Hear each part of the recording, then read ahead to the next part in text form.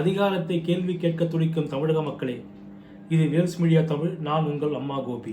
புரட்சி தமிழர் எடப்பாடியார் ஒரு 5 தேர்தல் வாக்குறுதிகளை அறிவித்தார்.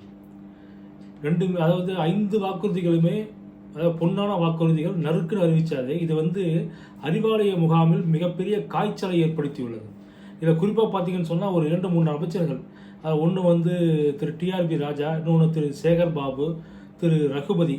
இதில் திரு சேகர் பாபுவும் திரு ரகுபதியும் அதிமுகவிலிருந்து திமுகவுக்கு பஞ்சம் பிழைக்க போனவர்கள். இவர்கள்லாம் என்ன பண்ணுறாங்க, பயங்கர கொதிரில் இருக்காங்க, கொந்தளிக்கிறாங்க, எங்களை பார்த்து காப்பி அடிச்சிட்டாங்க அப்படின்னு.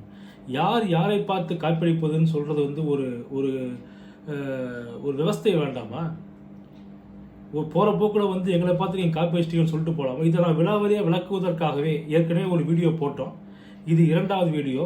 இதில் எந்தெந்த திட்டங்கள் எல்லாம் மத்திய அரசிடமிருந்து திமுக காப்பீடுத்துள்ளது, அதிமுகவிலிருந்து திமுக காப்பீடுத்துள்ளது என்பதையெல்லாம் நம்ம விளக்க போகிறோம்.